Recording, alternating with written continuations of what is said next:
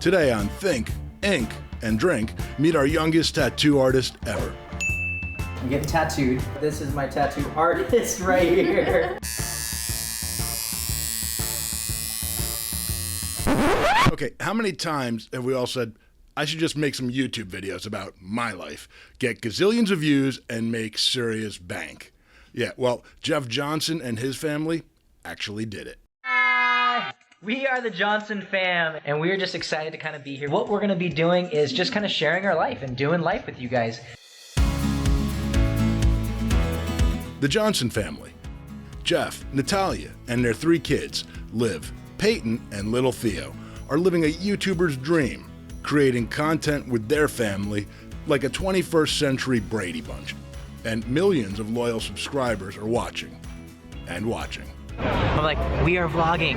Guys, over here at the Johnson Fam house. Going in. No, okay. One hand. On top of constantly coming up with new video ideas and content with Natalia, Jeff is also devoted to his church congregation as a full-time pastor.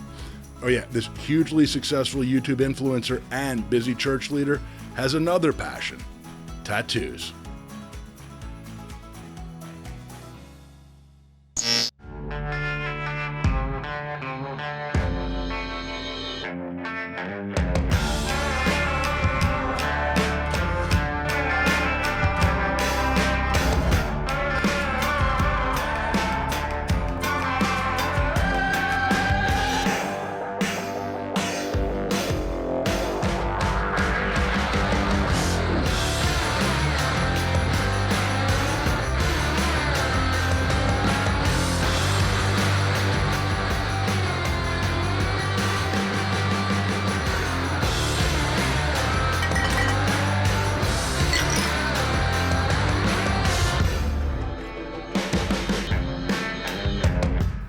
When we left Los Angeles, it was a perfect 70 degrees, and a few hours later and a couple of Starbucks pit stops, we made it to the Jefferson home. It's gonna be like 104 degrees today. I think my tattoos are gonna melt off, but he has a cool truck. So I think me and Jeff are gonna get along. We're gonna be like 2 peas in a pod. Trucks, tattoos, thinking, a little drinking, a little glass of wine. All right. It's like one of those fancy doorbells where they can see you on camera, so. Jeff! Hey! What's up, man? What's up, brother? Oh, look at this already. Hey! The ink is showing. Let's go. Inked up here. Look at this, we look like a couple of regular fine thugs Yes, ready we to do. do some damage. How are you, man? Love it, man. How are you? Come on in. Thank you, great to finally meet you in person. You as well. Come on in.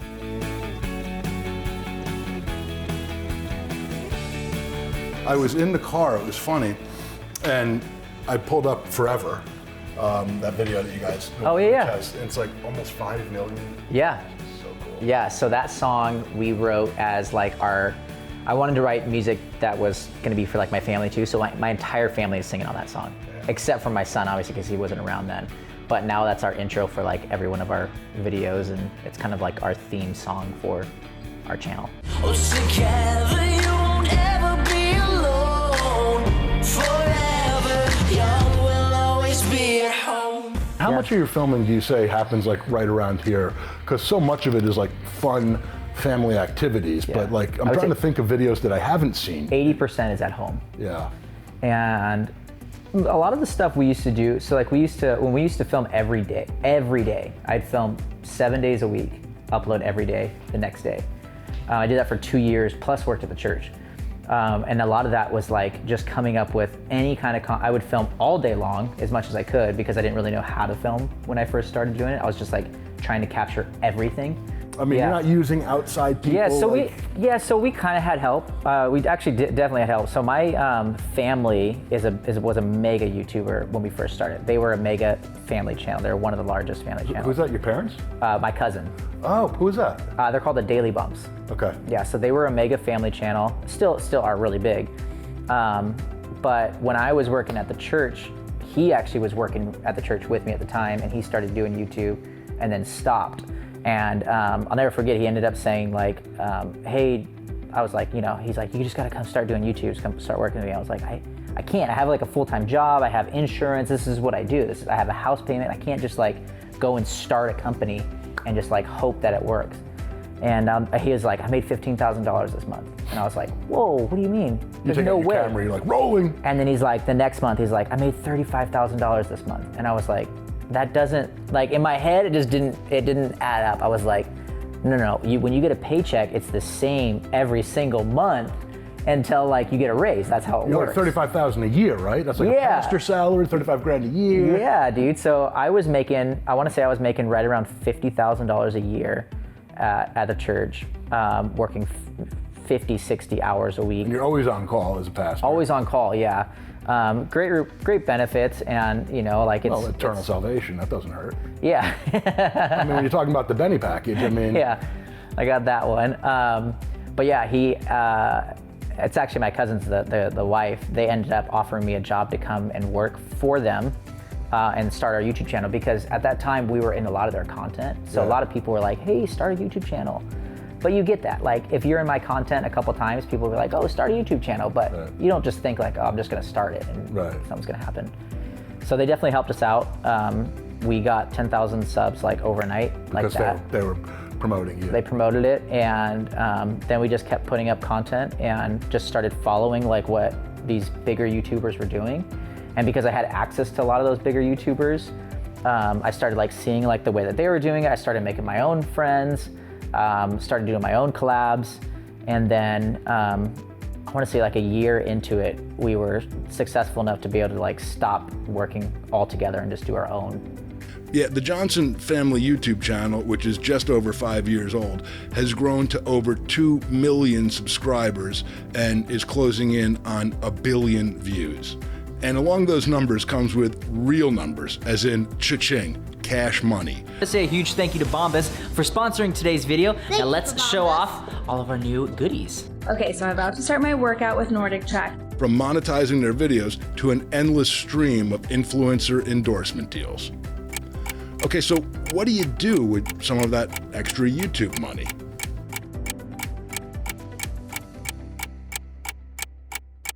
Good morning, this is Cody Barker, and it's 7 a.m.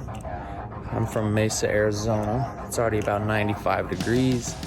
Sun's barely coming up, but I'm headed to Temecula, California to tattoo Jeff Johnson. Let's go. Cody Barker, aka the Ink Surgeon.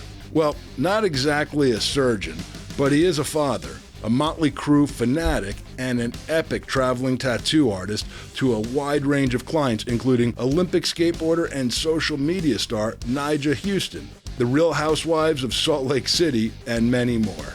His specialty is fine line, detailed, black and gray tattoos. And it's hard to believe this dude's only been tattooing for just over a year. And already his appointment book is stretched around the corner.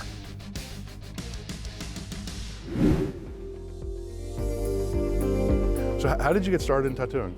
It's actually a wild story. Yeah, every story with Cody is a wild story. My ex-wife had left like an eyebrow machine, so it's like a microblading thing, and she had a bunch of single needle little cartridges, right? So I bought that, or I bought more needles, bought some stuff, and was like, I'm gonna tattoo. Because I got all these and I spent like all my money on it, so I was like, shit, I just want some little ones, you know, here and there. Started just messing around, and I was like, oh, I didn't do so bad, you know? And then about 6 months in, I had almost this entire leg done. And one of my friends was like, yo, you should just go into a tattoo shop. I think you're okay enough, right, to go in. So I go in and I just pulled my pants down pretty much, and I was like, what do you guys think? And they're like, not bad. Like, who did it? I'm like, I did. They're like, holy shit. They're like, do you want to basically start today? This is like just before COVID, or when Yeah, COVID it was May 1st. Being raised the way I was, like, I didn't know about tattoos. I didn't know it was cool. I didn't know it looked cool, or like, I didn't have any close friends that had any. So when you say being family raised members. like a certain way, because you're talking about being raised Mormon. Mm-hmm. So that, what, limited your exposure to tattoos, or what? Yeah. Oh yeah. It was considered like taboo or wrong to against the commandments to get a tattoo, right? So where I was at, fast forward to what we're talking about, I never even thought it was. This is a whole new world. Tattooing is a whole new world. Yeah. So how is it that, like, in a year, you began tattooing the Real Housewives of Salt Lake City, Nyjah Houston. You have a really big following, and now you don't even have a shop. If someone wants to get a tattoo, they have to get in touch with you, send you their info, and you decide if you really want to do this piece, if you like the story, and then you'll drive, and that's it. There's no brick and mortar shop. Nah. So you're like on the road. I joke around and say you're like the Uber of tattooing. Yeah. But you'd be like the Uber Supreme, like the high-end version, just to be clear, of tattooing. But how did all this happen in a year at that level, and to do the tattoos that you're doing for a guy who never tattooed really before COVID? Like the ultimate question on why I started tattooing is because I had to. I have a baby. I lost basically my business. I was like, I don't know what to do. And I had this skill that I was like, maybe I can hone in on this and just try it out, right? And so when I got the apprenticeship, I was like, oh my, like I worshiped, I was like, thank you. Like I didn't really get the confidence in like what I was doing. It was when Nyjah, he's like, yo, you're tattooing? Like come out to a house party. So I'm like, all right. How'd you meet him? Now you bump into like the biggest skateboarder in the world. No, so, man, 2010, we started a bottled water product. It was called People Water. We were like the Tom Shoes of water, right? So the same idea. And through that, we sponsored a bunch of skaters. Since we had the charitable side to it, Nyjah's mom actually started a charity years ago that does water projects. Drills wells in Africa is how she started, right? I get an email one day, hey, it's Nyjah Houston's mom. Would you like to partner with us? I'm like, what the hell? I'm like, the little kid with the dreads? I'm like, yeah, let's do it. So I've known him for a good 10 years, and then from that, I ended up running his charity after the... When did you start tattooing him? It was like October. I've done like probably 6 sessions on him. He loves it. I've known him for so long, he thinks it's kind of cool and funny. Like, after the first tattoo I did on him, his mom texted me and she's like, wow, Nyjah was super like shocked that you were actually good. He's like, he was just letting you do it because he's your friend, right? It's actually sick though. Yes. Love it, dude.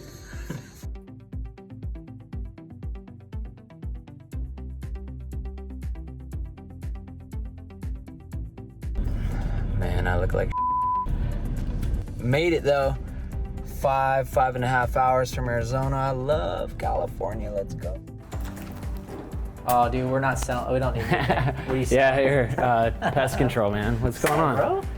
Nice to Cody. meet you. Yeah, nice to Yeah, finally nice meet to you, man. Come on in. See, now I feel more like, finally, like-minded individuals. Hey, all right. What's up, man? Let's go meet, like man. hijack a car, me and you. Come on. Hey, let's go. We It's look like Fear and Loathing in Las Vegas. Let's go. I met the guy for like 2 minutes, and he already like kind of like called me a hoodlum. Yeah, I saved him too. He's now saved again. Good, dude. That's coming later. Yours Good. up next. Come on. All right, dude. Hello. Oh, shoot. The rest of This the is my family. fam. Hello. Hi.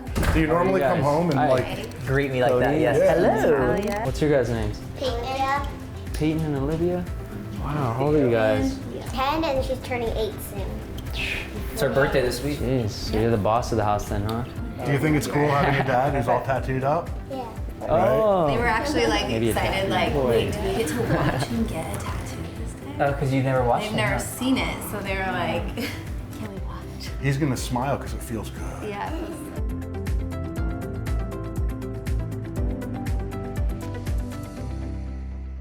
So I am getting a tiger on my leg, above my knee, with a scar around the face.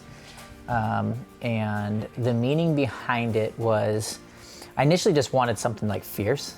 You know, like I was telling Ty, I was like, I just want this like lion or this tiger or And we this went back and panther. forth on like what you should get. You asked me like a million times and looked at like so many pictures. Yeah, we did. And I think that I settled on the tiger, but I didn't have like the scar on the face until a couple days ago. And I told Natalia, I was like, I feel like it'd be kind of cool if like there was a scar on the face because I've gone through a lot of stuff in my life and I brought a lot of that stuff on myself. So I feel like there's scars that people see visually, metaphorically, scars on my life that people can see. And I was telling Natalia about that and she was like, I like it. I mean, like, I think you liked it, right? Like, Yeah. yeah. No, So I think it's cool to like have like, I don't know, it was like it kind of pulled it all together, like it had like a meaning and a purpose. Yeah, so I wanted something that was still like, even though I'm scarred up, like I'm still gonna be fierce, but I'm still gonna do my thing. Like even though there's visually stuff that people can see about me.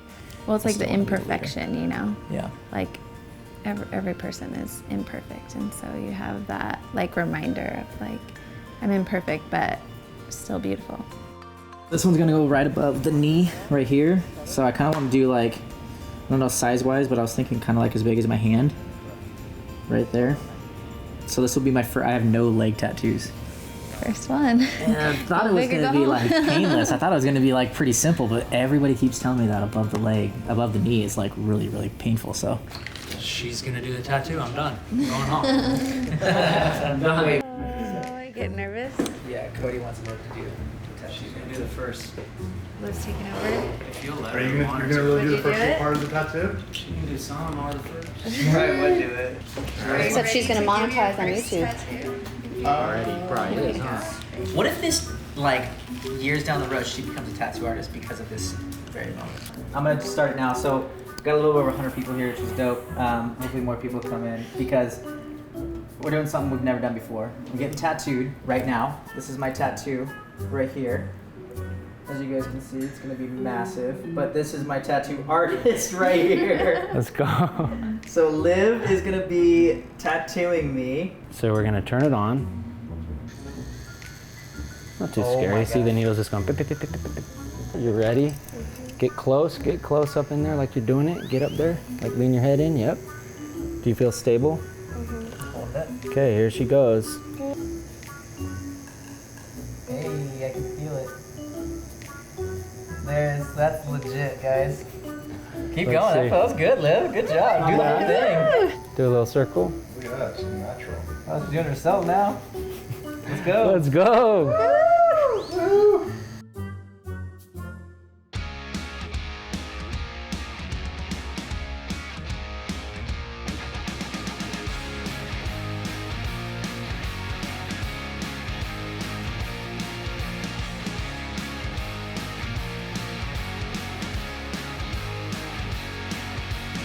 So the show is Think, Ink, and Drink. So while they're tattooing for a couple of more hours, fun, exciting, thrilling, it's time to hit the wineries.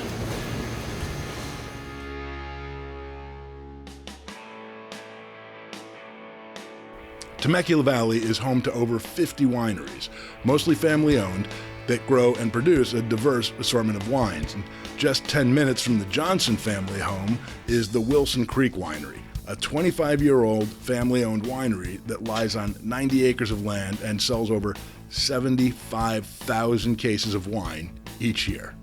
So with wine in hand, I took to the vineyard to be at one with nature.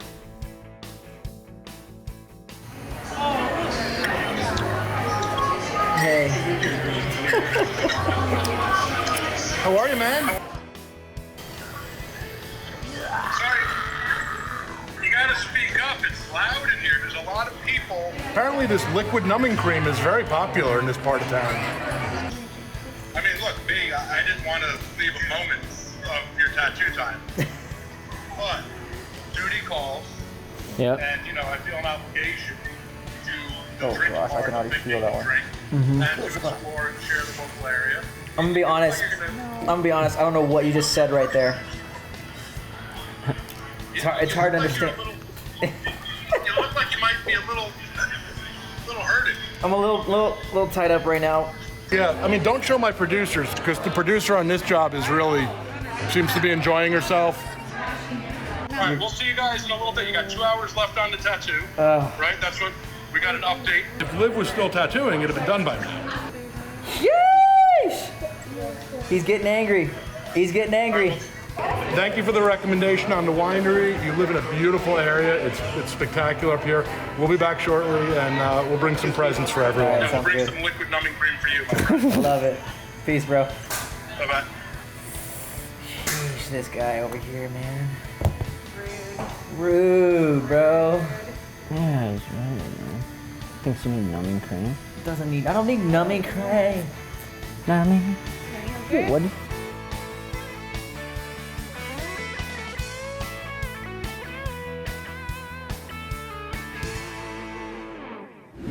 Coming up next, I'm part of the fam now. They adopted me. This is right. Going through a miscarriage kind of changes your perspective. How in the world am I still being able to be used on a church platform with like the stuff that I've done? Derm Dude it really makes the colors come back out.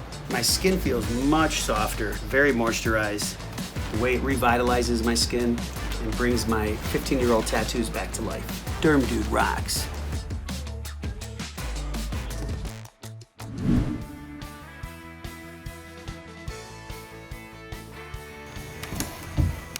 Did someone order some liquid numbing cream? Yeah. Welcome back. We have returned. Welcome back to the lab, bro. How are you feeling, man? Feeling a lot better now. All right, man.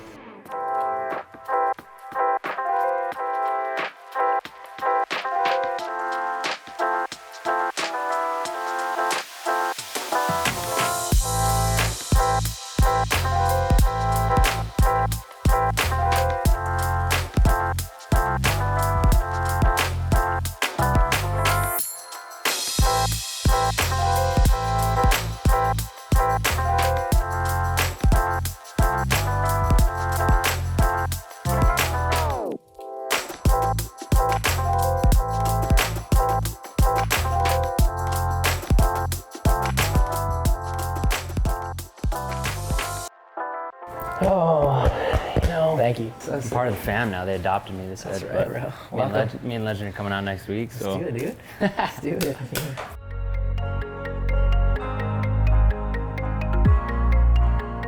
All right, man, you ready to go? Show me where you work? So, when you're not changing the world via YouTube, where you work? So this is your dad's church. Yeah, this is it, bro. Welcome. Thank you for letting us come. Oh, you bet. Now, this is where you, your main church, where you're at, correct? Yeah. And you're in a different church. Yeah. Yeah. So you couldn't get hired even with family and friends. We couldn't afford them. When did, now you were a pastor for your entire adult career, or was it later in life? Pretty much. I think I became officially a pastor, an on-staff pastor, when I was probably like 28. Okay. Started out as a youth pastor at a church that's local here. I did that for about 7 years, and then started my own church. So what was it like raising this little hellion? Was there... It was, I mean, he's our firstborn, and so, a lot of learning curve as young parents. My wife was 19, I was 20 when we had him, so we were learning as we go. But yeah, he was a good kid. I mean, raised in a lot of church environment, plus, church schools, those kinds of things. Even graduated from a Christian school. I know a lot of worship leaders, and they stay a worship leader because they love music and they have a different career on the side.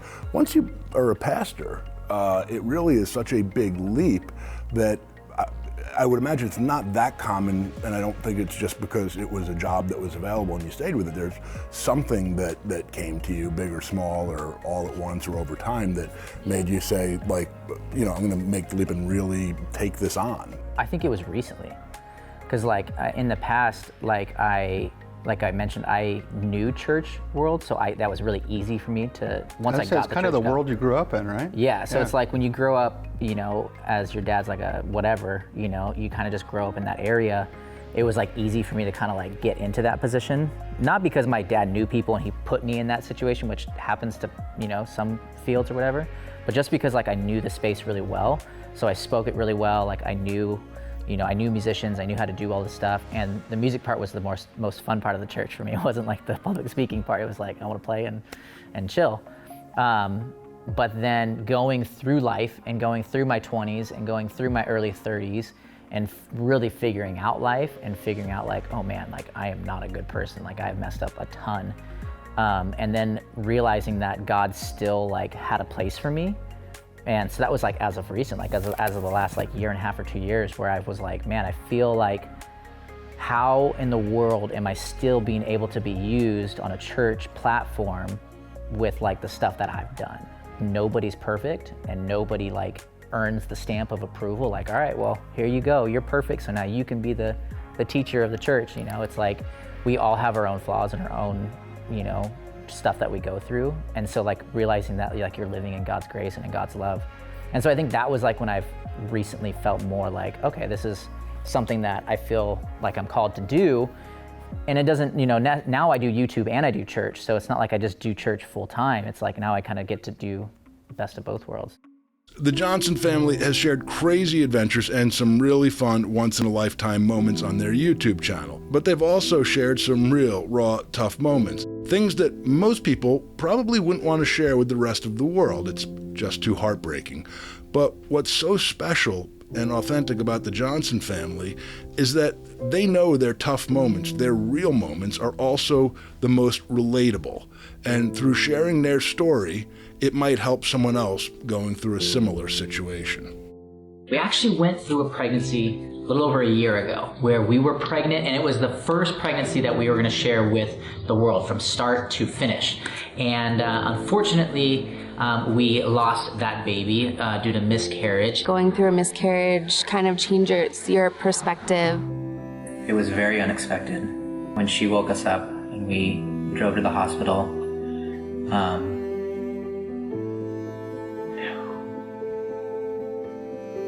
we were there for 3.5 hours or something like that. Just kind of like we had no clue what was going on, and there was just, I don't even know how to really say it other than there was just a lot of blood. We had asked the ultrasound tech if we could find out, like, you know, if the baby had a heartbeat. This has never happened to us before, so it's all very new to us. You know, we had thankfully two healthy babies and 2 healthy pregnancies. And I think it just hit us in a shock that we weren't expecting and we weren't prepared for. There's no way to really prepare yourself emotionally for it.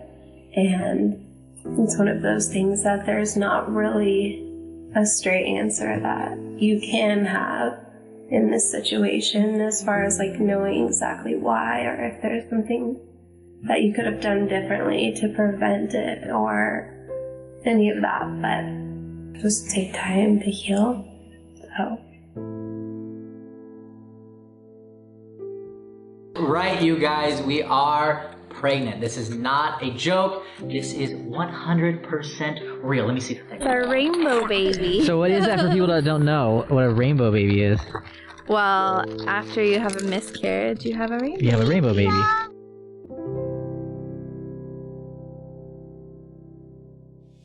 So I was thinking like maybe like a small bouquet of like maybe like 3 flowers, but I was just looking, so like Daisy is the April birth flower, so that was when he was born. Had a miscarriage and that baby was due in July, so I was just looking at like the July flower, so it might be kind of cool to incorporate that one in there too. He did his and then the miscarried one.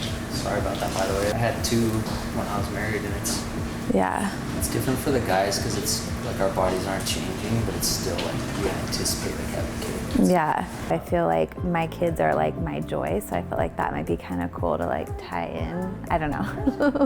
Those were kind of my thoughts, my initial thoughts. It could be sick. Really good detail to where you know it's a flower, not a blob. Yeah, something like that would be cool. What do you think? Do you like the flowers? The daisy is actually the flower for April, which is when Theo was born. The chrysanthemum means joy.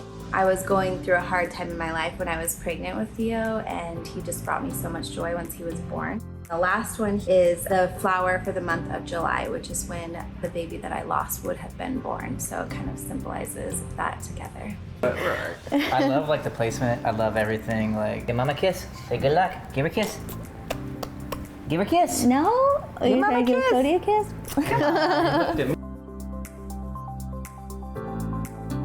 I am getting a tattoo today. I'm a little bit anxious because it's been a little while since I've had a tattoo.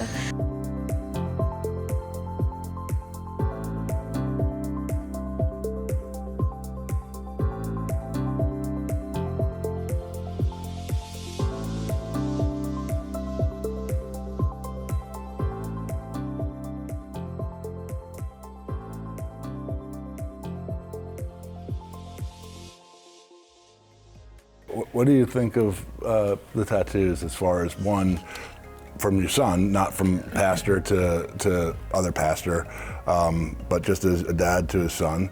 And then separately, as a pastor, what is your take on tattoos in general, even as it relates to like, you know, in church when you see people walking in? I've never really had it. It's actually kind of an interesting story. So the very first time he got a tattoo, his mom cried. Yeah. Because we're very conservative, and especially kind of coming from the generation I came from, tattoos were always associated with a lot, like sailors or, you know, people, motorcycle guys, right? All those types of things.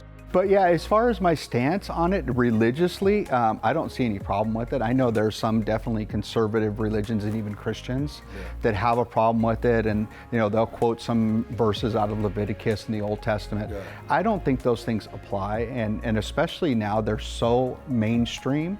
I don't think it identifies you. That was the only thing that I maybe kind of held back a little bit is that I didn't want the appearance to be something that it wasn't.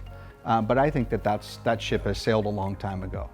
There's corporate guys, there's good guys, there's bad guys. Everybody has tattoos, other than me. I got to join the club. And honestly, I would join the club, but I figure I'm so old that I won't get to wear it for very long. I think your point's an interesting one, though, and I think once you start to realize that, you know, people are putting art on their bodies the same way they'd hang it on the wall because it has a special meaning to them, and there's a lot of thought and detail and skill that goes into the art and the symbolism, like the tattoo that Talia is getting, which was beautiful when she just even at the last minute came up with the extra flower for the child she miscarried. And I was like, I didn't know that story, and as she said that, I was like, it's just such a beautiful thing now that she has the new tattoo for Theo, as well as a flower for, you know. That is cool. And you know, therapeutic. So I could see where that's made a shift. And it's evolved. Now it's personal to people. Yeah. And you know, that's even when I have considered getting a tattoo, I always wanted to be something that represented who I was. You know, even he was talking about, you know, the one he just got, how it represents his journey. I think that's amazing. That's authenticity. You can't fake that. And you know, I always find it, you know, comforting when anyone in a religious position of leadership or authority speaks very openly about their own scars and challenges and struggles. I think that for me, I think that is probably one of the things that speaks very well about you and your family on YouTube is that authenticity, and it's very real, and you know, you're not sitting there, you know, faking. You know, I want to be more real than more religious. You know, like I don't want to pretend that I'm this one person when I'm really not. Like I still am religious, but I want to be more real and more understanding. Yeah. So when you go through certain situations in your life, you know, you start opening up to like just being more authentic. And I think that's when like more friendships and like real friendships happen and more real relationships happen. Plus, I mean, everybody goes through their own stuff. You know what I mean? Like, no, I don't think anybody would admit that someone's perfect. I mean, maybe someone would, I don't know, but. Yeah, I don't think so. I've never run into one. So you're gonna play something for us, right?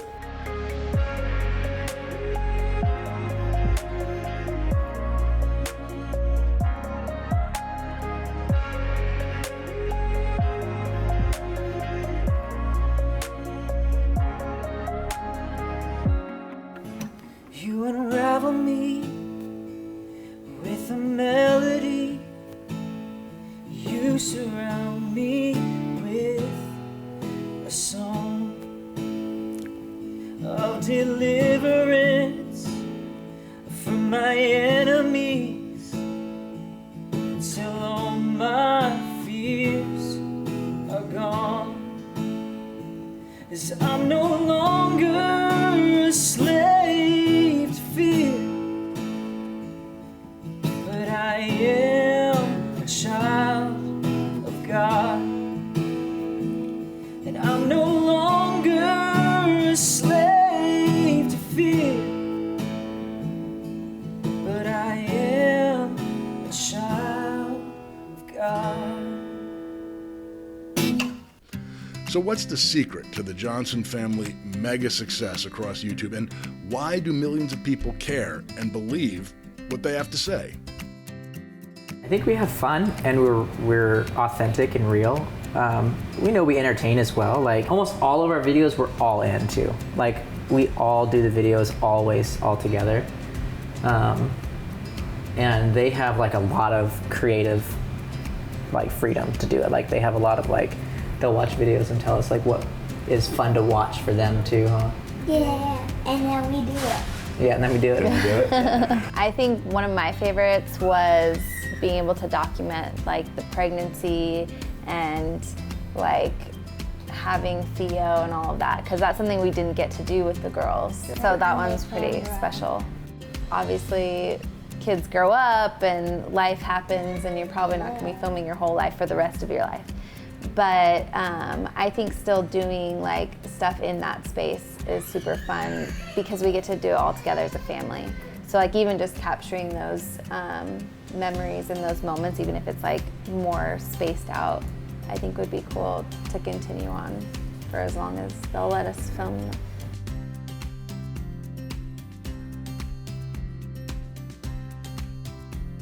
Thanks for watching this episode of Think.Ink.Drink, brought to you by Derm Dude.